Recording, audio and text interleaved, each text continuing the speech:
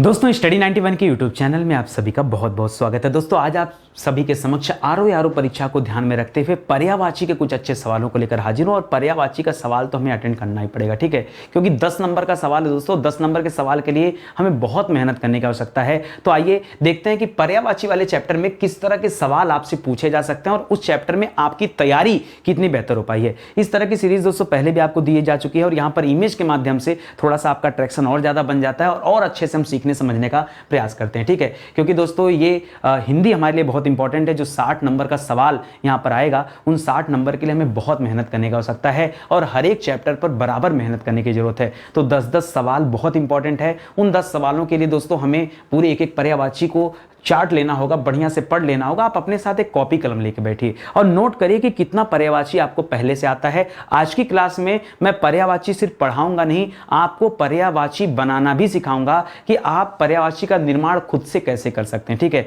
वो तरीका आपको दूंगा, उस तरीके से दोस्तों पर्यायवाची आप पूरा खुद ब खुद बना सकते हैं। तो आइए आगे बढ़ते हैं और देखते हैं और समझते हैं कि कितनी तैयारी आपकी हो पाई है और क्या कुछ नया सीखने को दोस्तों इस क्लास में आपको मिलता है, ठीक है। ध्यान दीजिएगा दोस्तों, स्टडी 91 के प्लेटफॉर्म से फाउंडेशन बैच शुरू किया गया। जबरदस्त फाउंडेशन बैच है यार। याद रखो, अगर इस फाउंडेशन बैच को आप ज्वाइन करते हो ना तो भारत का कोई भी एग्जाम आप क्वालिफाई कर सकते हो, क्योंकि इस लेवल की तैयारी इस बैच में कराई गई है कि कहने की कोई बात ही नहीं, ठीक है। तो आइए ज्वाइन करिए, आपसे ही निवेदन है। और अलग अलग विषय के लिए भी फाउंडेशन बैच आ चुके हैं जिसके बारे में आप इंक्वायरी कर सकते हैं या हमारा हेल्पलाइन नंबर है, कॉल करके संपर्क कर सकते हैं, ठीक है। सीधे सवालों पर आते हैं और बातचीत करते हैं। पहला सवाल लिख रहा दोस्तों राधा। एक काम करो ना, आप भी कॉपी कलम लेके बैठो और ये चेक करो दोस्तों कि आपको कितना आता है। अगर ये सवाल आपको आता है, जैसे आप अपने मन से कितनी पर्यायवाची आप राधा का बता सकते हैं, तो बच्चे कहेंगे सर राधा का सबसे आसान पर्यायवाची है राधिका। क्या है सर? राधिका, ये सबसे आसान पर्यायवाची, बहुत बढ़िया। इसके अलावा राधा जी को क्या कहा जाता है? वृषभानु नंदिनी कहा जाता है। क्या कहा जाता है?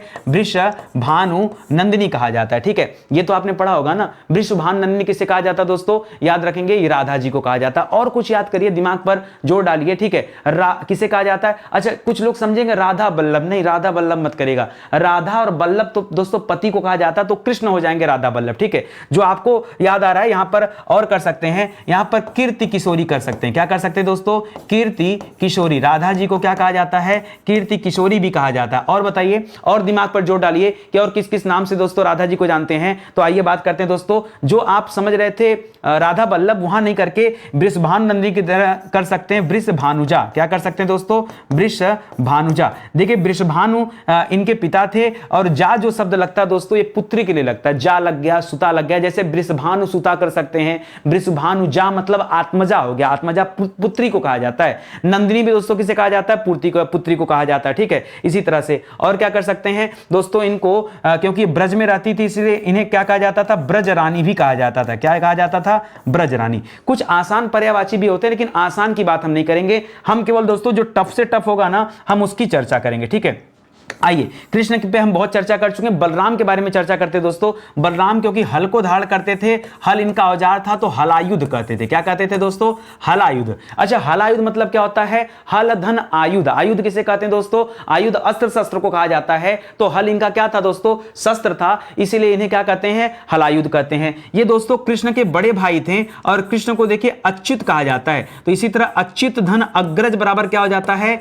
अच्युताग्रज हो जाता है। क्या हो जाता है? अच्युताग्रज। तो दोस्तों ये भी कहा जाता है, अग्रज माने भाई होता है, इस तरह से कह सकते हैं, ठीक है। इन्हें दोस्तों रेवती रमण भी कहा जाता है, ठीक है। ये रेवती के साथ रमण करते थे, घूमते थे, ठीक है। रेवती कौन थी दोस्तों? इनकी पत्नी। तो रेवती के साथ रमण करने की वजह से इन्हें रेवती रमण कहा जाता है, ठीक है। और जो एक दो नाम आसान है, जैसे इन्हें बलदेव कहा जाता है या इन्हें बलभद्र कहा जाता है, तो ये तो दोस्तों बहुत आसान है, इसके बारे में आपको पता होगा, ठीक है। तो जो नहीं पता है पहले उसके बारे में चर्चा कर लेते हैं। और एक बात और बताऊं, पर्यायवाची क्या करता है ना, देखिए पर्यायवाची बनाया जाता है। ये पर्यायवाची होता क्या है दोस्तों? तो एक ही शब्द के अनेक नाम होते हैं दोस्तों। अब अनेक नाम कैसे? मान लीजिए मैं आपका नाम ले लूं। मान लीजिए मेरा नाम नितिन गुप्ता है, मेरी पर्यायवाची दोस्तों क्या हो सकती है? अब मेरी पर्यायवाची में मेरे पिताजी के नाम के साथ अगर पुत्र शब्द आप जोड़ दीजिए, ठीक है, तो किसका हो जाएगा पर्यायवाची? मेरा पर्यायवाची हो जाएगा, क्योंकि मैं अपने पिताजी का क्या हूं? पुत्र हूं। इसी तरह से माता के नाम में पुत्र अगर शब्द लगा दिया जाए तो मेरी एक और पर्यायवाची तैयार हो जाएगा। अगर दादा के नाम के साथ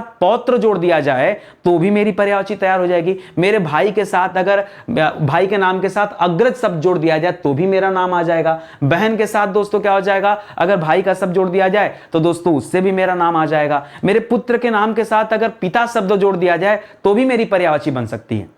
आप समझिए पर्यायवाची बनता कैसे, आप रटने में लगे हो, रटना नहीं है, ठीक है। आपको क्या समझना है उसके आधार पर तैयार करना। जैसे अगर आपको पता होगा कि वृषभानु इनके पिता का नाम था तो आप वृषभानु नंदिनी कर सकते हैं, वृषभानुजा कर सकते हैं, वृषभानु सुता कर सकते हैं, वृषभानु पुत्री कर सकते हैं, ये कर सकते हैं ना। ये सब पर्यायवाची तैयार हो रहा है। किसका पर्यायवाची? ये राधा का पर्यायवाची बनते जा रहा है। इसी तरह से आपको समझना है और याद रखना। चलिए आगे बढ़ते हैं। लक्ष्मण का पर्यायवाची क्या दोस्तों? क्योंकि लक्ष्मण राम के भाई थे। क्या सर इन्हें रामाग्रज कह सकते हैं क्या? बिल्कुल कर सकते हैं। आप बनाओ ना अपने मन से, आप किताब में ढूंढोगे आपको मिलेगा नहीं। और आज आपको मैं क्या करूंगा ना, आज आपको फॉर्मेशन में सिखा रहा हूं। देखिए आप निर्माण करिए। ये आज तक आपने किसी किताब में नहीं पढ़ा होगा, लेकिन मैं बताना चाहूंगा दोस्तों ये गलत नहीं। अच्छा, रामा अग्रज हमेशा बड़े भाई को कहते हैं, ठीक है। रामा अग्रज, राम के अग्रज नहीं, राम के अनुज थे तो रामानुज कहिए, रामा अग्रज कहना सही नहीं है, ठीक है। तो थोड़ा सा ध्यान भी देना पड़ेगा, ठीक है। रामानुज क्या कहेंगे दोस्तों? रामानुज। रामानुज का मतलब क्या होता है? रामधन अनुज। क्या हो जाता है दोस्तों? रामधन अनुज मतलब राम के अनुज, और राम के अनुज मतलब छोटे भाई। अग्रज कर लेंगे तो अग्रज बड़े भाई को कहा जाता है। यहां जो हम कर रहे थे ना, कृष्ण इनके छोटे भाई थे, इसलिए यहां पर कृष्णा अग्रज या अच्युता अग्रज किया गया, ठीक है। तो इसको याद रखेगा, ठीक है। इसके अलावा दोस्तों इनको लखन कहा जाता है। क्या कहा जाता है? लखन। लक्ष्मण भी कहा जाता है और लखन भी कहा जाता है, ठीक है। और देखिए क्योंकि माता सुमित्रा के पुत्र थे, इसीलिए सुमित्रा के नाम में अगर हम नंदन शब्द जोड़ दें तो सुमित्रा नंदन। अगर पुत्री होते हैं, ये मान लीजिए इनकी ये पुत्री होते हैं अगर, तो हम यहां नंदिनी कर लेते हैं कि सुमित्रा नंदिनी कर लेते हैं, लेकिन अभी के लिए सुमित्रा नंदन कर देते हैं। इन्हें दोस्तों सौमित्र भी कहा जाता है, ठीक है। सौमित्र भी कहा जाता है। इन्हें शेषावतार भी कहा जाता है, शेषावतार, ठीक है। माना जाता है कि जिस शेषावतार पर शयन करते हैं भगवान विष्णु जी, वही राम के अवतार लिए थे, इसलिए लक्ष्मण ये बने थे। लक्ष्मण का कौन नाम मिलता है दोस्तों? अनंत। याद रखेंगे, ये नया आपके लिए। अनंत दोस्तों किसे पुकारा जाता है? ये लक्ष्मण का ही नाम है, तो इसको भी याद रखेंगे, ठीक है। तो कुछ पर्यायवाची को निर्माण करिए और साथ ही साथ बनाने का प्रयास करिए। आगे देखिए दोस्तों, परशुराम। दोस्तों लक्ष्मण और परशुराम में दोस्तों कई बार वाद संवाद हुआ था। अब परशुराम जी के पिता का नाम था दोस्तों भृगु। क्या नाम था? भृगु। अब जैसे इनकी माता का नाम सुमित्रा था, पिता, अच्छा क्या इनको हम दशरथ नंदन नहीं कर सकते? लक्ष्मण को बिल्कुल कर सकते हैं। दशरथ नंदन हम इनको भी कह सकते हैं, दशरथ नंदन हम राम को भी कह सकते हैं, है कि नहीं। राम को कौशल्या नंदन भी कह सकते हैं क्योंकि माता कौशल्या के पुत्र थे, इस तरह से, ठीक है। यहां क्या करेंगे दोस्तों? ये भृगु नंदन है। क्या दोस्तों? ये भृगु ऋषि के क्या है? पुत्र, इसलिए क्या हो गया? भृगु नंदन हो गए। और एक बात बताऊं, इनकी माता का नाम था रेणुका। क्या नाम था दोस्तों? रेणुका। तो चाहे हम यहां पर रेणुका तनय कर लें, तनय माने पुत्र होता है, या फिर रेणुका नंदन कर लें, कर सकते हैं कि नहीं बताइए? हम रेणुका तनय कर लें, हम रेणुका नंदन कर लें, हम रेणुका सुत कर लें, क्या दिक्कत है बताइए? किसी को कोई समस्या? रेणुका सुत, सुत का मतलब क्या होता है? पुत्र। सुत का मतलब क्या होता है? पुत्र। मैंने कहा ना, माता के नाम के साथ खाली आप सुत वर्ड लगाइए, ठीक है। तो क्या हो जाएगा दोस्तों? वो यहां पर पर्यायवाची बन जाएगा। तो आप सीखिए कि पर्यायवाची बनता कैसे, ठीक है। इनके पिता को दोस्तों जमदग्नि ऋषि थे, उनको भृगु भी कहा जाता था, जमदग्नि भी कहा जाता था, इसलिए दोस्तों जमदग्नि नंदन भी कह सकते हैं इनको, ठीक है। जमदग्नि ऋषि के पुत्र थे परशुराम जी, ठीक है। तो क्या कर सकते हैं? जमदग्नि सुत या जमदग्नि तनय या जमदग्नि नंदन ऐसे भी कर सकते हैं, ठीक है। इसके अलावा दोस्तों क्योंकि ये परशु को धारण करते थे, परशु यानी फरसा जैसा जो इनका अस्त्र था, इसलिए इन्हें परशुधर भी कहा जाता है। क्या कहा जाता है? परशुधर। जैसे जो धनुष रखते थे उन्हें धनुर्धर कहा जाता है, उसी तरह इन्हें परशुधर भी कहा जाता है। और क्या कर सकते हैं दोस्तों? इनको भार्गव भी कहा जाता है। क्या कहते हैं? भार्गव। जी हां दोस्तों, परशुराम जी को क्या कहते हैं? भार्गव भी कहा जाता है। तो आप बना लीजिए अपने से, देखिए एक दो मैंने बना दिया है, आप खुद से बनाइए ना, बन जाएगा सब कुछ, ठीक है। समझ में आ गया? क्लियर हो गया ना? चलो आ जाओ आगे बढ़ते हैं, ठीक है। अगला लिख रहा दोस्तों द्रौपदी। देखिए द्रौपदी ये कृष्ण को अपना भाई मानती थी। क्या मानती थी दोस्तों? अपना भाई मानती थी, इसलिए कृष्ण ने इनका नाम अपने नाम के साथ जोड़ लिया था, इन्हें कृष्णा कहा जाता है। ध्यान दीजिएगा, ये कृष्णा दो लोगों को कहा जाता है, ठीक है। कृष्णा द्रौपदी का भी पर्यायवाची है, ध्यान दीजिएगा, द्रौपदी का भी पर्यायवाची है, और कृष्णा यमुना का भी पर्यायवाची है। तो दोनों का पर्यायवाची, इसलिए थोड़ा सा यहां पर आपको क्या है ध्यान रखने की जरूरत है कि द्रौपदी को क्या कहा जाता था? कृष्णा, ठीक है। द्रौपदी के पिता का नाम था दोस्तों द्रुपद, इसलिए दोस्तों द्रुपद के नाम के अगर आगे हम सुता शब्द लगा दें तो द्रुपद सुता हो जाएगा, या अगर हम द्रुपद के नाम पर दोस्तों क्या लगा दें? द्रुपद नंदिनी भी कर सकते हैं, क्योंकि नंदिनी या सुता या आत्मजा ये पुत्री के संदर्भ में होता। दोस्तों इस तरह से आप निर्माण करिए कि क्या क्या हम यहां पे कर सकते हैं, ठीक है। इसी तरह इन्हें और क्या कहा जाता था दोस्तों, इन्हें याज्ञ श्रेणी भी कहा जाता था। क्या कहा जाता था, याज्ञ श्रेणी, याज्ञ श्रेणी कहा जाता था, सैनी नहीं, याज्ञ श्रेणी कहा जाता था। और इनको सैरंध्री भी कहा जाता था। क्या कहा जाता था, सैरंध्री, ठीक है। तो ये सब किसका पर्यायवाची दोस्तों, ये सब द्रौपदी का पर्यायवाची है। तो नए और पुराने पर्यायवाचियों को जोड़ करके समझ करके दोस्तों आप बनाइए, ऑटोमेटिक बनेगा और सब कुछ सही हो जाएगा, ठीक है। चलिए आगे बढ़ते हैं दोस्तों, अगला देखते हैं, ठीक है। अच्छा, क्योंकि दोस्तों इनके पिता जो थे ना पांचाल के रहने वाले थे, ठीक है, इसीलिए इन्हें पांचाली भी कहा जाता था। क्या कहा जाता था, पांचाली, पांचाल नरेश की पुत्री थी, इसलिए इनको पांचाली भी कहा जाता था। तो याद आ गया, दिमाग में याद रखेगा। चलिए बताइए मुझे कृष्ण किरण का क्या क्या होता है, ठीक है। किरण, जैसे अब किरण निकलती कहां से दोस्तों, किरण को आप प्रकाश कह सकते हो, पुंज कह सकते हो, पुंज मत कहिएगा, वो स्थान जहां से किरण निकलता है उसे पुंज कहा जाता है। तो किरण के लिए दोस्तों आप रश्मि कर सकते हो, रश्मि कर सकते हैं। किरण के लिए दोस्तों अंशु कर सकते हैं। इसी अंशु में एक शब्द जुड़ता है अंशुमाली, ठीक है, अंशुमाली। और अंशुमाली किसे कहते हैं, वो सूर्य को कहते हैं। ध्यान दीजिएगा, अंशुमाली सूर्य को कहते हैं, जबकि अंशु किसे कहते हैं दोस्तों, अंशु याद रखेगा किरण को कहते हैं, ठीक है। तो याद रखेंगे। इसी तरह से मरीचि याद रखेगा, बहुत बार परीक्षा में आता है मरीचि, लोग समझते हैं मरीचि कोई राक्षस होगा, नहीं, याद रखेंगे मरीचि। इसी तरह से दोस्तों दीप्ति याद रखेगा, दीप्ति भी याद रखेगा। और इसी तरह से एक और याद रखेगा मयूख, क्या याद रखेंगे, मयूरनी, मयूर मोर को कहा जाता है। और मयूख किसे कहते हैं, ये किरण को कहते हैं। किसे कहते हैं दोस्तों, किरण को। इसके अलावा दोस्तों उजाला का अलग हो जाएगा, उजाला का प्रकाश हो जाता है, उजाला हो जाता है, ठीक है, वो अलग चलेगा, वो ध्यान रखेगा। यहां मैं किरण की बात कर रहा था तो इसको भी याद रखेंगे, ठीक है। चलिए दिन और रात की बात कर लेते हैं, ठीक है। तो दिन को क्या कहते हैं दोस्तों, दिन को दिवा भी कहते हैं, दिन को दिवस भी कहते हैं,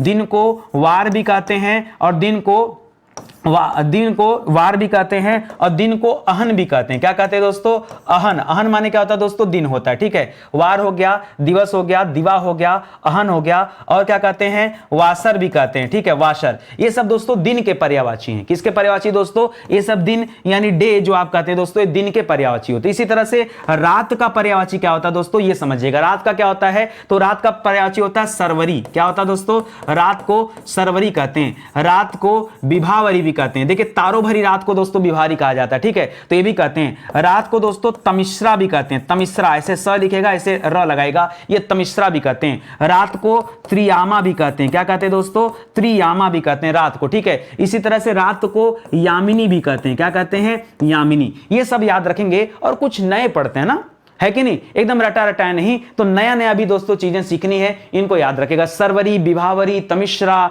त्रियामा, यामिनी, ये सब होता है, तो इसको भी आप याद रखेंगे, ठीक है। चलिए आगे बढ़ते हैं, अगला सवाल देखते हैं। अगला सवाल लिख रहा है दोस्तों, अमृत को क्या कहते हैं। बहुत बढ़िया सवाल है, अमृत को क्या कहते हैं दोस्तों। तो अमृत को देखिए, अमृत को अमीय भी कहते हैं, ठीक है, अमृत को अमीय भी कहते हैं, अमृत को पीयूष भी कहते हैं। साथ साथ दोस्तों इसको भी लिखा, चलिए विष को क्या कहते हैं दोस्तों, विष को कालकूट कहा जाता है। क्या कहते हैं दोस्तों, कालकूट। एक हलाहल नाम का विष था दोस्तों, जिसे भगवान शिव ने अपने गले में धारण किया था, ठीक है, इसको याद रखेंगे दोस्तों। तो ये भी विष को कहते हैं। इसके अलावा दोस्तों जो देवता लोगों ने दोस्तों ग्रहण किया था, कहा जाता था सोम रस का ग्रहण किया था, तो दोस्तों यहां पर सोम भी आ जाता है, ठीक है। यहां पर दोस्तों और क्या कर सकते हैं बताइए, अमृत को क्या कर सकते हैं, अमृत का अमी हो गया, ठीक है, अमी हो गया, अमृत हो गया, पीयूष हो गया, सुधा भी कर सकते हैं ना, सुधा, सुधा दोस्तों यहां पे कहते हैं, इसको सुधा कहते हैं। सुधा का विपरीत होता है गरल, सुधा का विपरीत क्या होता है दोस्तों, गरल। गरल किसे कहते हैं, गरल विष को कहते हैं, क्योंकि इसका भोग देवताओं ने किया था, इसलिए दोस्तों इसे सुरभोग भी कहते हैं। क्या कहते हैं,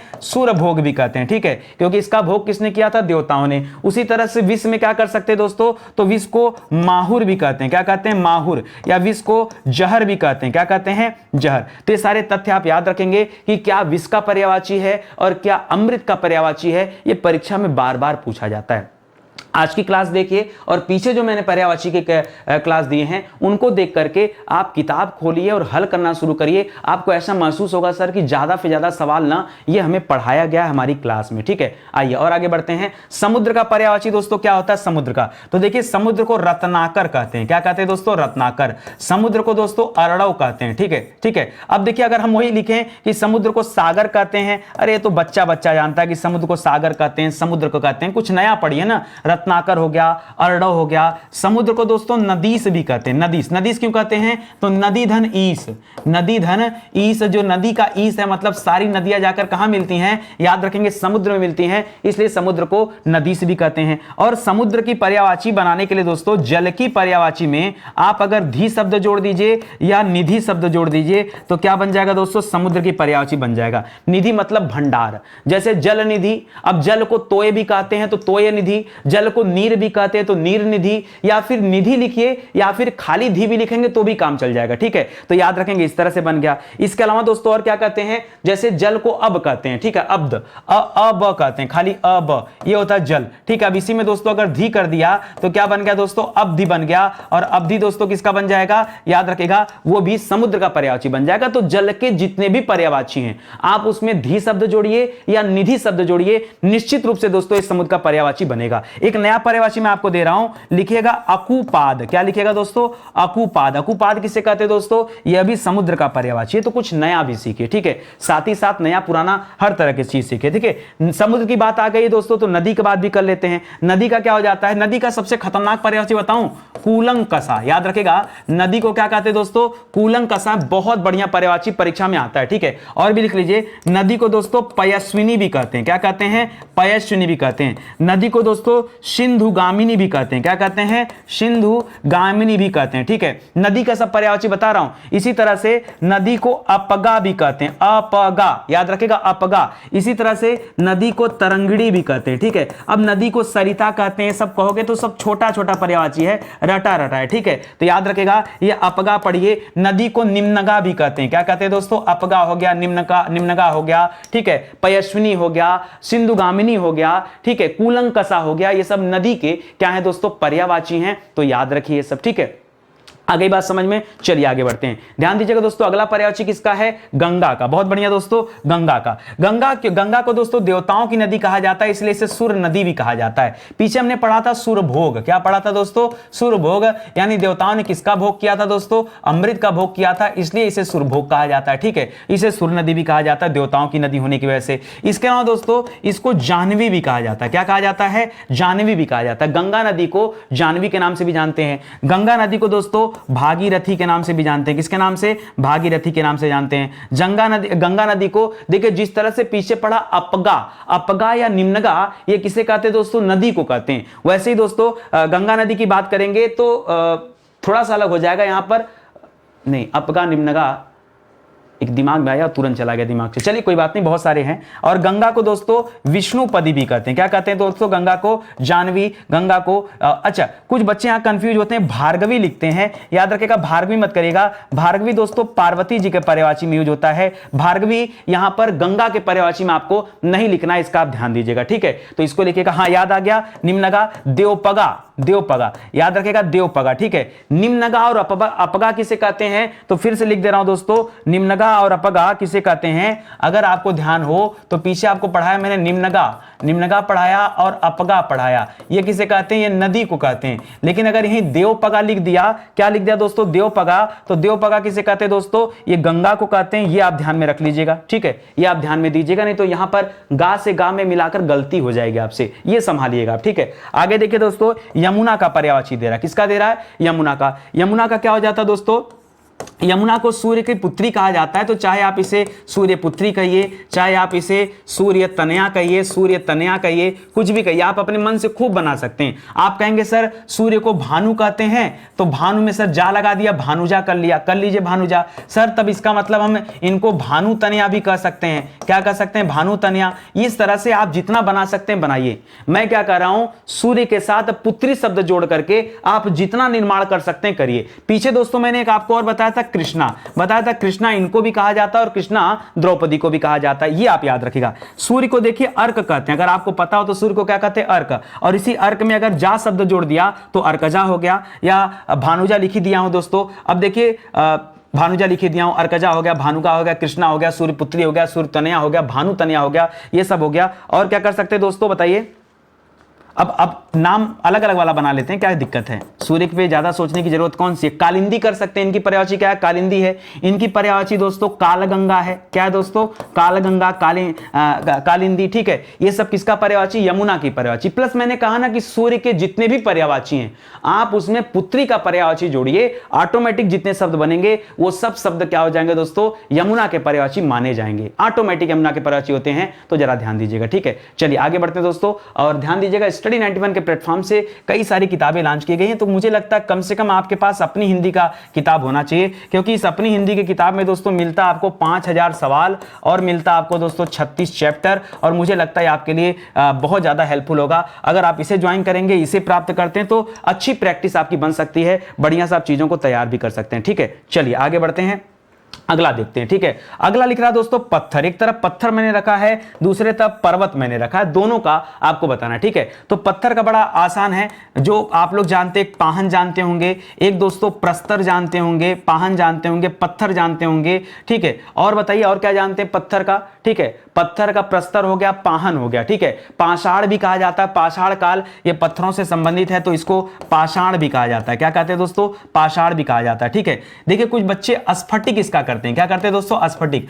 स्फटिक याद रखिएगा पत्थर की पर्यायवाची नहीं है, ये पत्थर विशेष का नाम है। क्या दोस्तों, ये एक विशेष प्रकार का पत्थर होता है। ऐसे तो दोस्तों नीलम होता है, सब पत्थर में तो आते हैं, उनको भी कहते हैं, लेकिन उनको आप मत करिएगा, ठीक है। चलिए और देखिए, पत्थर को क्या कहते हैं दोस्तों, शिला भी कहते हैं, और पत्थर को दोस्तों क्या कहते हैं, उपल भी कहते हैं। क्या कहते हैं, शिला और उपल भी कहते हैं। ये पत्थर विशेष है तो इसको मत रखिएगा यहां पर, ठीक है। इसी तरह से पर्वत को क्या कहते हैं, तो पर्वत के कई सारे नाम हैं, मैं आपको अलग बताता हूं। पर्वत को मेरु कहा जाता है, पर्वत को दोस्तों अद्री कहा जाता है, सुना आपने, पर्वत को अद्री। इसी अद्री को ले जाके हिमालय में जोड़ते हैं तो हिमाद्री बन जाता है, ठीक है, हिमधन अद्री, ठीक है। तो अलग हो जाएगा, याद्री भी कहते हैं। पर्वत को दोस्तों तुंग भी कहते हैं, याद रखेगा तुंग। जबकि तुरंग किसे कहते हैं दोस्तों, तो तुरंग घोड़ा को कहते हैं, याद रखेंगे, तुरंग घोड़ा को कहते हैं, और तुंग किसको कहते हैं, तो तुंग पर्वत को कहते हैं, ये भी याद रखेगा, ठीक है। इसके अलावा क्योंकि एक जगह स्थिर रहता है इसलिए अचल कहते हैं, इसको अचल कहते हैं। और अचला का मतलब क्या होता है, अचला पृथ्वी को कहते हैं, ध्यान दीजिएगा। अचल माने पर्वत होता है और अचला माने पृथ्वी होता है, ठीक है। ये भी याद रखेगा, ये भी बहुत अच्छा सवाल है। इसके अलावा दोस्तों याद रखेगा क्योंकि भू पे स्थिर रहता है इसलिए इसे भूधर कहते हैं, चाहे भूधर कहिए, चाहे भूमिधर कहिए, चाहे महीधर कहिए, इस तरह के जो नाम होते हैं ये पर्वत के नाम होते हैं। और भी नाम है, जैसे पर्वत को नाग भी कहते हैं, क्या कहते हैं दोस्तों, नाग। और नाग का एक अर्थ क्या होता है दोस्तों, सर्प भी होता है, ठीक है। तो याद रखेंगे, इस तरह से ये भी आपके लिए इंपॉर्टेंट है। आइए हाथी के बारे में पढ़ते हैं, ठीक है। हाथी को क्या कहते हैं दोस्तों, तो हाथी को हस्ती कहते हैं, क्या कहते हैं, हाथी को हस्ती कहते हैं। हाथी को सिंधु भी कहते हैं, जी हां दोस्तों, हाथी को सिंधु भी कहते हैं, ठीक है। आपने अगर महाभारत सुना होगा तो आपने सुना होगा अश्वत्थामा नरो न कुंजरो, ठीक है। तो हाथी को याद रखेगा यहां पर कुंजर भी कहते हैं, क्या कहते हैं, हाथी को यहां पर क्या कहते हैं दोस्तों, कुंजर। इसी हाथी के शब्द को मिलाया जाता है दोस्तों और पार्वती के पुत्र के साथ जोड़ा जाता है तो गणेश की पर्यायवाची बनती, खैर अलग बात है। इसके अलावा हाथी को वितुंड भी कहते हैं, क्या कहते हैं, वितुंड भी कहते हैं। और हाथी को कुंभी भी कहते हैं, याद रखेगा। और कुंभ किसे कहते हैं दोस्तों, तो कुंभ माने घड़ा होता है, ध्यान दीजिएगा। कुंभ का मतलब क्या होता है, कुंभ घड़ा को कहा जाता है। और कुंभी किसे कहते हैं दोस्तों, हाथी को कहा जाता है। वितुंड किसे कहा जाता है, हाथी को कहा जाता है। कुंजर भी दोस्तों हाथी को कहा जाता है। और सिंधु हस्ती तो होता ही है। इसी तरह से घोड़ा को क्या हो जाएगा, तो घोड़ा का हो जाता है दोस्तों घोटक, क्या हो जाता है, घोटक। घोड़ा का हो जाता है अश्व, घोड़ा का हो जाता है बाजी, घोड़ा का हो जाता है, घोड़ा का हो जाता है तुरंग। ये सब किसका पर्यायवाची दोस्तों, ये सब घोड़े के पर्यायवाची हैं, ठीक है। इसको भी याद रखेगा। जिस तरह से यहां इसको हमने सिंधु कहा था ना, याद रखेगा अश्व को सैंधव कहा जाता है। तो सिंधु और सैंधव ये दो अलग अलग शब्द हैं, इनको आप अलग से याद करिएगा, ठीक है। अच्छा हाथी में एक और लिखिएगा, कठिन मैं लिख दे रहा हूं। हाथी को दोस्तों वारण भी कहते हैं, क्या कहते हैं, वारण। हाथी का एक पर्यायवाची क्या दोस्तों, वारण भी है, जरा इसको भी याद रखेगा। ये सब क्रीम दे रहा हूं आपको, ठीक है। परीक्षा उठाइए, पेपर उठाइए, जब आप हल करेंगे तब आपको इसी तरह के सवाल मिलेंगे और मैं आपका लेवल इतना ज्यादा बढ़ा दूंगा ना कि कहने की कोई बात नहीं, कहीं कोई कंफ्यूजन जैसा सवाल ही नहीं बचेगा, ठीक है। आइए दोस्तों कोयल और कौवा की एक साथ बात करते हैं, ठीक है। अब देखिए कोयल और कौवा में अंतर क्या दोस्तों, तो कोयल की आवाज मीठी होती है और कौवे की आवाज कर्कश होती है। तो जरा यहां से जोड़ के चलिएगा, कोयल को देखिए काला रंग का होती है इसलिए इसको श्यामा कहते हैं, ठीक है। और आवाज मीठा होने की वजह से इसे कोकिला भी कहा जाता है। जैसे आपने सुना होगा स्वर कोकिला, ठीक है। स्वर कोकिला जिसका अच्छा स्वर था तो वो कहा जाता दोस्तों, लता मंगेशकर जी को कहा जाता था, ठीक है। तो कोकिला शब्द हो गया। इसी तरह से दोस्तों इसे और क्या कहा जाता है, वसंत दूत, याद रखेंगे क्या कहते हैं दोस्तों, इसे वसंत दूत कहते हैं। ठीक है, क्या कहते हैं दोस्तों, कोयल को क्या कहते हैं, वसंत दूत कहते हैं। और क्या कहते हैं, श्यामा हो गया, कोकिला हो गया, वसंत दूत हो गया। और समझिए, बताइए जल्दी से। ठीक है, स्किप कर रहा दिमाग से। ठीक है, वसंत दूत। एक और नाम लिख लीजिएगा, मदन शलाका। क्या कहते हैं दोस्तों, मदन शलाका। मदन शलाका भी किसे कहते हैं दोस्तों, ये भी कोयस को कहा जाता है। एक शब्द होता है वायस, वायस दोस्तों कौवा को कहा जाता है। बार बार दिमाग में आ रहा है, लेकिन मैं आपको बता दूं, वायस किसे कहा जाता है, कौवा को कहा जाता है। इसे कलघोष कहा जाता है। क्या कहा जाता है दोस्तों, कलघोष। ठीक है, कलघोष। ठीक है, इसे कलघोष कहा जाता है। अच्छा, पीछे दोस्तों एक मैंने आपको पढ़ा था कालगंगा, अगर आपको याद हो तो कालगंगा दोस्तों किसे कहते हैं, कालगंगा यमुना जी को कहते हैं। किसे कहते हैं, यमुना को दोस्तों कालगंगा कहते हैं। इसे कलघोष कहा जाता है, तो इसको भी आप याद रखेंगे। ठीक है, चलिए यहां पर वायस लिख लिया ना। इसे देखिए, इसका कंठ क्या होता है, बड़ा मोटा होता है, इसलिए इसे करठ भी कहते हैं। क्या कहते हैं, करठ। और एक और पढ़े होंगे आप, काग पढ़ते होंगे ना, काग पढ़ते हैं, काग चेष्टा बकुल धान, कौवे की तरह दोस्तों और चेष्टा रखनी चाहिए। ठीक है, ये भी कहते हैं। इसके अलावा दोस्तों इसे एकाक्ष भी कहते हैं। क्यों कहा जाता है, एक ही आंख से देखता है। ठीक है, एकाक्ष इसलिए कहते हैं। ये बड़ा एंटिक कहानी इसके पीछे भी याद रखिएगा। इसको दोस्तों पिसुन भी कहते हैं। ठीक है, कई सारे बच्चे समझ सकते हैं, समझेंगे पिसुन माने पत्थर होता नहीं, या पिसुन माने पिशाच होता नहीं। पिसुन किसे कहा जाता है दोस्तों, बहुत अच्छा सवाल है। पिसुन कौवा को कहा जाता है।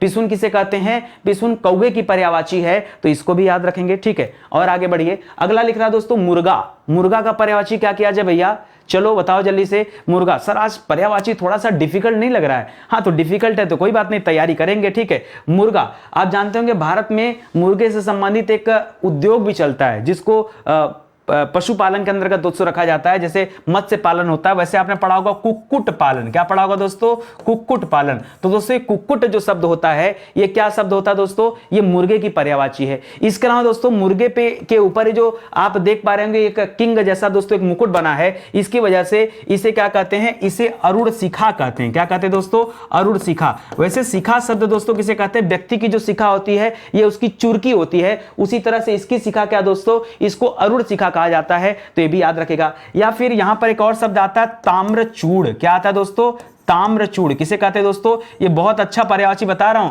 और अच्छे अच्छे लोग दोस्तों यहां पर दिग्भ्रमित हो जाते हैं कि ताम्रचूड़ किसे कहते हैं, तो वो भी इसी को कहा जाता है। इसी तरह से इस सिख को दोस्तों ताम्रशिख भी कहते हैं। क्या कहते हैं दोस्तों, ताम्रचूड़, ताम्रशिख या फिर अरुण शिखा, ये सब दोस्तों मुर्गे की पर्यायवाची है। ठीक है, एक और लिख सकते हैं उपाकर। उपाकर। एक और याद आ गया दोस्तों, उपानह किसे कहते हैं, उपाकर से एक शब्द मिल गया, दिमाग में आ गया उपानह। तो उपानह मतलब क्या होता है, उपानह दोस्तों जूता को कहा जाता है। किसे कहा जाता है, जूता। जूता या फिर जूता को पनही भी कहा जाता है। ठीक है, जूता या पनही। ठीक है, या फिर खड़ाऊं, खड़ाऊं कह सकते हैं, खड़ाऊं। ठीक है, या पदक कह सकते हैं। ठीक है, याद रखेगा ये सब किसका दोस्तों, ये सब जूते का पर्यायवाची होता है। तो यहां उपाकर है, ये उपानह है, दोनों में अंतर याद रखेगा। ये दोस्तों मेढक की बात करें तो मेढक को क्या कहते हैं, मेढक को दादुर कहते हैं। क्या कहते हैं दोस्तों, दादुर, सुना होगा। ठीक है, दादुर कहते हैं। इसके अलावा दोस्तों मेढक को मंडूक भी कहते हैं। ठीक है, मंडूक माने मेढक, कूप मंडूक कुएं में रहने वाला मेढक। ठीक है, दादुर से एक दरदुर भी याद रखेगा दोस्तों, दादुर भी कहते हैं और दरदुर भी कहते हैं। इसके अलावा दोस्तों इसे सातुर भी कहते हैं। ठीक है, सातुर भी कहते हैं। इसके अलावा इसे वर्षाभु कहते हैं। ठीक है, क्या कहते हैं दोस्तों, वर्षाभु। ठीक है, वर्षा, क्योंकि जब वर्षा होती है दोस्तों तब ये जमीन से बाहर निकलते हैं, बाकी के टाइम क्या करते हैं, ये अपना भोजन वोजन लेके चले जाते हैं, जमीन के अंदर ही रहते हैं, इसीलिए इनका रंग क्या हो जाता है, पीला हो जाता है। ठीक है, तो बाद में वर्षा जब होती है दोस्तों तब ये बाहर निकलते हैं, तो इन्हें क्या कहा जाता है दोस्तों, इन्हें वर्षाभु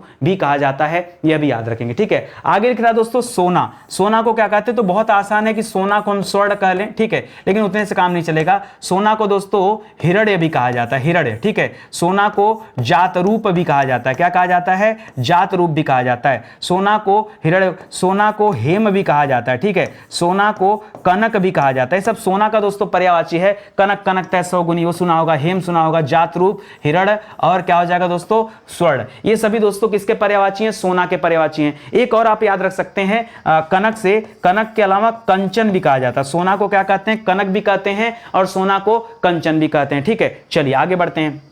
एक और लिख लीजिए, हाटक भी कहते हैं, सोना को हाटक भी कहते हैं। यहां लिख रहा है दोस्तों तलवार, तलवार को क्या कहते हैं, तलवार को देखिए खड़ग भी कहते हैं, खड़ग भी कहते हैं, और तलवार को अस भी कहते हैं, ठीक है। तलवार जब छोटा होता है तो उसे कृपाण भी कहते हैं, ठीक है, कृपाण, ठीक है, कृपाण जो सिख धर्म के लोग दोस्तों धारण करते हैं, ठीक है। और तलवार को क्या कहते हैं दोस्तों, तलवार को करवार भी कहते हैं, तलवार को क्या कहते हैं, करवार को भी कहते हैं। और तलवार को दोस्तों चंद्रहास भी कहा जाता है, क्या कहा जाता है, चंद्रहास भी कहा जाता है। तो ये सब दोस्तों किसका पर्यायवाची है, ये तलवार का पर्यायवाची है, तो इसको भी अपने दिमाग में रखिएगा। ये सब जितना क्रीम सवाल है, बार बार आप किताबों को उठा के देखिए या अलग अलग प्रश्न पत्र को देखिए, तो आपको मिलेगा दोस्तों जो सवाल आता है ना वो यहीं से आता है, यहीं आसपास से दोस्तों सवाल मिलता है। लिख रहा है दोस्तों वन को क्या कहते हैं, तो वन को देखिए अरण्य कहते हैं, बहुत आसान है, अरण्य कहते हैं। वन को दोस्तों जंगल भी कहते हैं, जंगल कहते हैं ना। वन को और क्या कहते हैं दोस्तों, अभी कांतारा मूवी आई थी, कांतारा याद रखेगा, कांतार शब्द जो है दोस्तों ये भी जंगल से संबंधित है, ठीक है। वन को दोस्तों कांतार भी कहते हैं, वन को दोस्तों विटप कहते हैं, क्या बताइए, विटप कहते हैं वन को या विटप वृक्ष को कहते हैं, सोच समझ के बताइए। विटप किसे कहते हैं, विटप याद रखेगा, विटप माने वृक्ष होता है, विपिन माने क्या होता है दोस्तों, विपिन शब्द होता है, ठीक है, वो यहां पर आएगा, ठीक है। तो विपिन यहां पर आएगा, और विटप क्या कहता है दोस्तों, विटप माने क्या होता है दोस्तों, वृक्ष होता है, ठीक है। विटप माने वृक्ष होता है, वृक्ष कहिए आप, पेड़ कहिए, ठीक है, ये सब इसका हो जाता है, ठीक है। चलिए पहले इसका बताइए दोस्तों, तो यहां हो गया अरण्य हो गया, जंगल हो गया, कांतार हो गया, विपिन हो गया, और क्या कर सकते हैं दोस्तों बताइए, ठीक है, जंगल का वन, अरण्य, जंगल, कांतार, विपिन, और अटवी बोलते हैं इसको, क्या कहते हैं दोस्तों, अटवी, क्या कहते हैं, अटवी। ये बड़ा इंपॉर्टेंट है, परीक्षा में आता है, ठीक है, तो अटवी कहते हैं। इसी तरह से दोस्तों जब यहां पर आ जाएंगे तो विटप हो गया, पेड़ को याद रखेगा तरु भी कहते हैं, ठीक है, इसी से तरु छाया बनता है। पेड़ को दोस्तों द्रुम भी कहते हैं, पेड़ को दोस्तों दरख्त भी कहते हैं, क्या कहते हैं दोस्तों, पेड़ को दरख्त भी कहते हैं। पेड़ को दोस्तों अगम भी कहते हैं, अगम, क्या कहते हैं दोस्तों, पेड़ को अगम भी कहते हैं। तो ये सब दोस्तों पेड़ के पर्यायवाची हैं, इनको भी याद रखेगा। कभी कभी कोई कोई पर्यायवाची ऐसा लगता है कि सिमिलर है, बट है नहीं, इसको आप ध्यान में रखेंगे और अच्छे से समझते चलेंगे, ठीक है। और आगे आ जाइए दोस्तों, अब क्या दे रहा है, कमल का पर्यायवाची। कमल का तो आसान होता है, जल के पर्यायवाची में, जल के पर्यायवाची में याद रखेंगे आप, ज शब्द जोड़ दीजिए, ऑटोमेटिक क्या बन जाएगा, कमल बन जाएगा। जैसे जलज हो गया, जैसे नीरज हो गया, जैसे तोयज हो गया, ये सब क्या बन गया दोस्तों, जल का पर्यायवाची। इसके अलावा कमल को दोस्तों क्या कहते हैं, पुंडरीक कहते हैं। इसके अलावा कमल को क्या कहते हैं दोस्तों, राजीव कहते हैं। ये सब कमल की पर्यायवाची, ठीक है।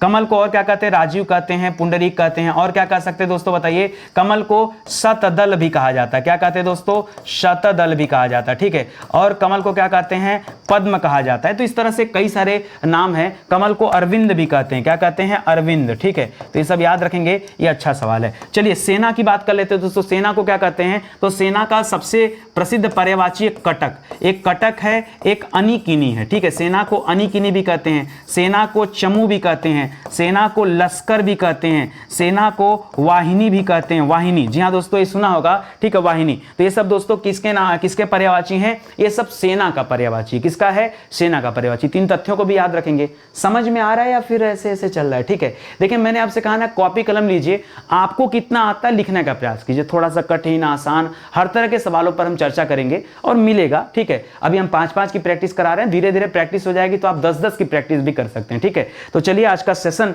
फिलहाल यही समाप्त होता है। उम्मीद करता हूं अच्छा लगा होगा और समझ में भी आया होगा। एक निवेदन दोस्तों आप सभी से है, अभी हिस्ट्री का, मॉडर्न हिस्ट्री का दोस्तों फाउंडेशन बैच अभी लॉन्च किया गया, ठीक है। तो जिन बच्चों को लगता है कि यार नितिन सर हिंदी बड़ा गजब पढ़ाते हैं, आप कभी हिस्ट्री पढ़ के देखिए, क्योंकि जो मेरा प्रिय सब्जेक्ट है वो हिस्ट्री रहा है, ठीक है। तो एक मौका दीजिए, जुड़िए हमारे साथ, और फाउंडेशन बैच अगर आप ज्वाइन करते हैं ना, तो इसके बाद हिस्ट्री में, इस मॉडर्न हिस्ट्री के जितने भी सवाल आते हैं परीक्षा में, कहीं कोई कॉन्सेप्ट आपका रुकेगा नहीं, सब क्लियर हो जाएगा। और बड़े से बड़ा एग्जाम, कोई भी एग्जाम हो, जितना बड़ा एग्जाम, जितने बड़े इंडिविजुअल बैच की बात करते हैं, उन सब तथ्यों को दोस्तों इसमें कवर कराया जा रहा है। लेकिन जुड़िए, एक बार आप जुड़ जाइए। अगली बार दोस्तों इन सारे विषय के लिए फाउंडेशन बैच की डिमांड आप स्वयं करेंगे, हम नहीं करेंगे, आप करेंगे कि सर जल्दी से दे दीजिए, समय नहीं है, ठीक है। तो हमारा हेल्पलाइन नंबर है, कॉल करिए, संपर्क कीजिए और जुड़िए हमारे बैच के साथ, यही आपसे निवेदन है, ठीक है। बाकी तो आप जानते हैं स्टडी 91 के प्लेटफॉर्म से किताबें आ गई हैं, कोर्स आ गए हैं, अच्छा कंटेंट मिल ही रहा है, तो साथ दीजिए, तैयारी कीजिए। आपसे निवेदन है, अगर आपको लगे कि नितिन सर अच्छा काम करें, लीक से हटकर काम करें और मेहनत से काम करें, खाना पूर्ति वाली क्लास नहीं चल रही, यूट्यूब पे लोग खाना पूर्ति करने भी आते हैं कि हमारी क्लास है, मुंह उठाएं चले आए, ठीक है। तो अगर आपको लगता है कि नहीं नितिन सर भी ऐसे हैं, मुंह उठाएं चले आए, कभी नया कंटेंट नहीं देते, नया चीज नहीं समझाते, तब दोस्तों आप कमेंट लाइक मत करिए या डिसलाइक भी करिए। देखिए डिसलाइक भी जरूरी है, जीवन में हमेशा याद रखिए, किसी को लाइक करिए तो जरूरत पड़ने पर डिसलाइक भी करिए, ताकि आदमी के अंदर अहंकार का भावना न पैदा हो। व्यक्ति को लगना चाहिए कि नहीं, हमें सही डायरेक्शन में चलना है। कोई भी व्यक्ति जीवन में अगर सही रास्ते पे चलता है तो आप उसको प्रोत्साहित कीजिए, लेकिन गलत रास्ते पे चलता है तो आप उसको मना भी कीजिए। ठीक है, आवश्यक है, चाहे आपका कितना भी सगा हो, चाहे आपका गुरु ही क्यों ना हो, चाहे आपके घर परिवार के लोग ही क्यों ना हो, अगर कोई गलत रास्ते पे जा रहा है तो मना करना आवश्यक है।